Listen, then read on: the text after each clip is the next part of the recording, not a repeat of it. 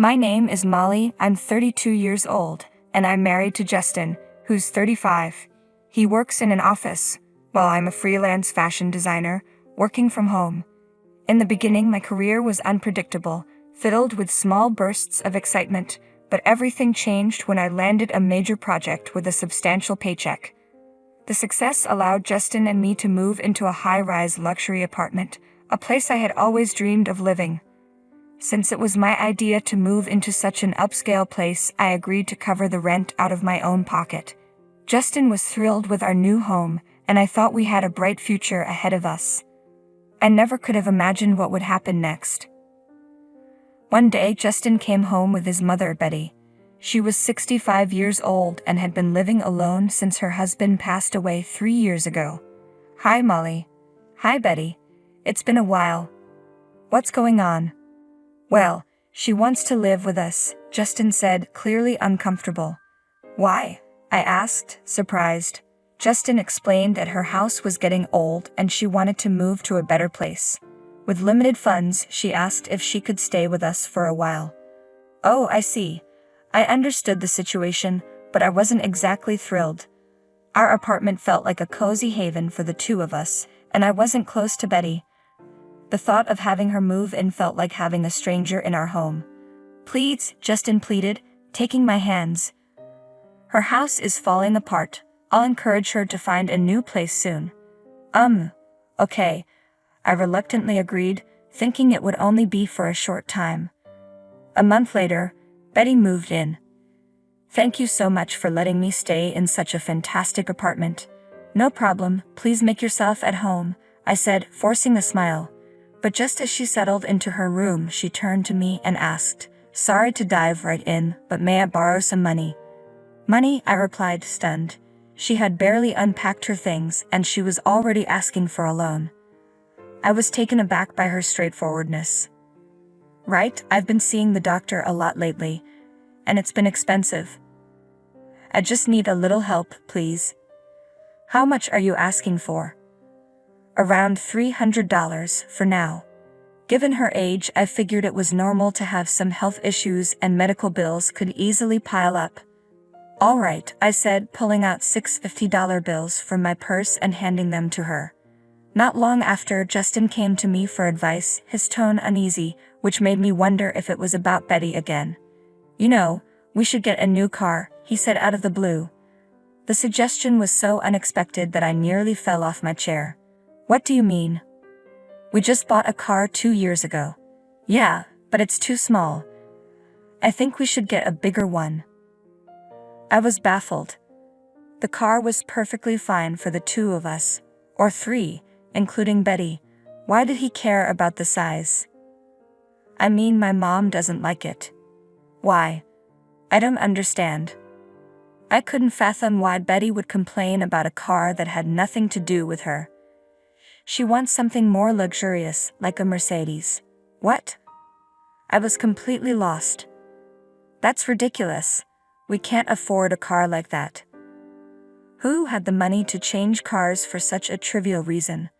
Did Betty even have a driver's license? "I'm not buying an expensive car just because she doesn't like ours," I said, firmly rejecting his suggestion. At the time, I couldn't understand why Betty cared so much about the car. Then once again, Betty approached me for money.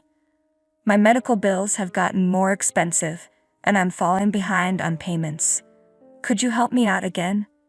"Should I be concerned about your health?" I asked, starting to feel uneasy. I asked her what was wrong. She paused for a moment before replying, "Not really, I've just been feeling a bit depressed and having trouble sleeping. The therapist is quite expensive." "I'm really sorry." "I see. Well, if that's the case, how much do you need?" "About $1,000 for now," she said. I blinked in surprise. $1,000? I didn't know much about therapy, but that seemed excessive. "I'm sorry," she continued. "My insurance only fully covers a limited number of sessions, and now I have to cover half of the costs." "Ah, I see. Hold on, I'll get it to you by tomorrow," I replied, still shocked by the amount. I tried to be understanding, telling myself that therapy could be costly, depending on the treatment. But even after that, she kept coming up with excuses, medical bills, transportation fees to visit sick friends, to borrow more money from me. By the time I realized it, the amount had exceeded $5,000. Even though my job was going well, I was growing increasingly frustrated. Then one day I noticed something strange.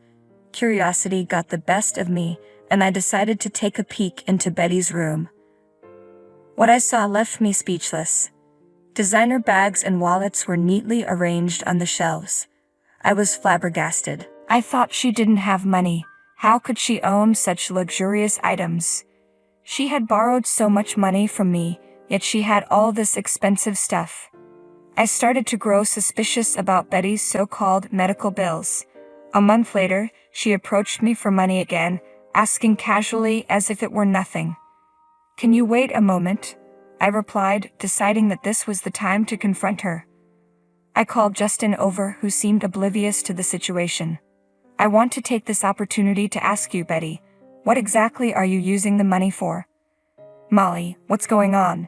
Justin asked, clearly confused by the sudden question. "You know, my therapy sessions, prescriptions, and," she started to say, but her voice trailed off. "Not just those, right? You've been buying designer clothes, bags, and other expensive items, haven't you? Are you even really seeing a therapist?" "Of course I am," she insisted. "Then show me the receipts. You must have them, right?" "Well," she stammered, unable to say anything more when I pressed her with such a direct question. It became clear to me that she wasn't spending the money on her well-being, but on something else entirely. "Wait a second, what are you two talking about?" Justin asked, still baffled. "Betty has been squandering the money she borrowed from me," I explained. "It's more than $5,000, you know." Even then, Justin tried to defend her. "You're being too harsh. Can't you talk to her in a nicer way?" He had a soft spot for his mom. In other words, he was a mama's boy. "I don't have any receipts. I was shopping and eating out with my friends," Betty finally confessed. I couldn't believe how relaxed she had seemed despite supposedly having no money, and she hadn't appeared depressed at all. "If it was all a lie, then pay me back right now," I demanded. Betty looked at me with pleading eyes. "Wait, I can't come up with that amount right away." I had reached my limit. I pointed toward her room and said, "You've got all that designer stuff in there. Resell it all. Otherwise, please move out." Justin immediately jumped in to defend her. "Hey, you're being so one-sided. She deserves a little luxury too." "Luxury? I wouldn't call spending money you've borrowed a luxury. More than $5,000 down the drain. It's like a scam." "You're being disrespectful," Justin snapped. "Don't act so arrogant just because you're paying the rent here. If you're not happy with this, you can get out." "What? That's ridiculous." I was boiling with anger, feeling like steam was about to shoot out of my ears. I glared at him furiously. "Did I say anything wrong? You created this mess by bringing Betty here in the first place. And what do? Nothing but lays around at home. Who do you think makes it possible for us to live in such a nice place?" I couldn't hold back any longer. "You're so condescending. It's infuriating. Get the heck out now." Rage had completely taken over him. "Fine, don't regret this," I said, gathering only the essentials before leaving the apartment. I quickly found a new place to live. Since I worked remotely, I could do my job from anywhere, and I wasn't fixated on living in a high-rise as long as my new home was comfortable. Now, what to do next? I had no intention of returning to that place. I had been the one paying the rent every month, and I doubted Justin would be interested in taking over. Even if he wanted to, there was no way he could afford it on his salary. My income was far higher than his. I went to consult with the realtor who had helped me before. "I'm finding it difficult to keep up with the rent due to personal reasons," I lied, though I could easily afford it. "I'm sorry to hear that. What would you like to do?" the realtor asked sympathetically. I explained my situation and asked for a favor. A few days later, while I was working, Justin called me. "What?" I answered. "What do you mean, what?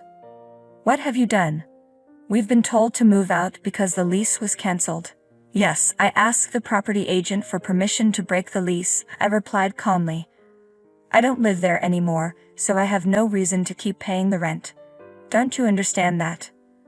But my mom and I still live here." "What are we supposed to do?" he exclaimed, clearly frustrated. I couldn't believe he was still clinging to that nonsense. I was astounded and said coolly, "I don't live there anymore, so why should I continue taking care of the apartment? If you're in trouble, you should talk to your mom and maybe sell some of her things to raise some money." He shot back angrily, "It was you who wanted to live in a high-rise. If you don't want to move, why don't you take over the lease yourself?" "Wait," I said, "I guess you can't afford it with your salary. You must be frustrated because you can't come up with a better argument." He was clearly exasperated. "You should be able to manage a lower-cost apartment. Why not fight for the lease and move in with your mom?" "Are you out of your mind?" I retorted. "My mom's already spent the money from selling her house, and I don't have any savings. How do you expect me to find a new place?" "None of my business," I added coldly. He had been relying on my income for the most part, so I was baffled at how he still had no savings. It was clear that both he and his mother had been irresponsible. "You brought this on yourselves," I said, "and you'll have to figure it out from now on. Are you telling us we'll be homeless?" "You're still my wife," he protested. "I told you, figure it out yourself. I'm done with this. Goodbye." I hung up on him. A few minutes later, my phone rang again. It was Betty. "Melly, I'm really sorry. I promise I'll pay you back. Please don't kick us out," she begged, her voice trembling with tears. I was taken aback and felt a pang of sadness. I didn't want to teach an older person a lesson, but the reality was harsh. You need to live within your means. If you have a limited retirement income, you should adjust your lifestyle accordingly. If you want a higher standard of living, you need to work for it. As a freelancer, I understood that achieving a certain lifestyle required hard work and financial independence, not relying on others. "Really sorry," Betty said, still crying. "Please don't let us be out on the street." "I'm sorry," I replied coldly. "But the apartment has already been leased to someone else. You really do need to move out. This is a matter of regulation." Ended the call and later heard from the realtor that Justin and Betty had begged him to let them stay, but he informed them that a new tenant was moving in soon, and they had to leave. Even if they had stayed, Justin's salary alone would have been consumed by the rent, leaving them unable to afford anything else. It was absurd to expect me to keep paying for their housing while they relied on my support. His outburst had only added to my frustration. The situation had reached the point of no return. What an idiot, I thought. I later heard from acquaintances that Justin and Betty were struggling to find a permanent place to live. They were moving from one motel to another because they couldn't afford the broker's fee or deposit for an apartment, and no one was willing to be their guarantor. Even if they had used a guarantor service, they still needed to cover the broker's fee and deposit themselves. Betty had only worked for a short period, so her Social Security benefits were minimal. They were even having trouble affording food. They had brought this situation upon themselves. Meanwhile, I had managed to secure another major project and was becoming financially more stable. Reflecting on our marriage, I realized that depending on someone else for financial support or leaving everything to a partner is unsustainable. It only leads to pain when things go wrong. Justin and I had separated for a while and eventually divorced. Our feelings for each other had cooled, and there was no reason to stay married. Now, as strangers, I feel a sense of relief. If I were to marry again, I would be more discerning and take my time to find the right partner. A divorce taught me valuable lessons and gave me a broader perspective on life.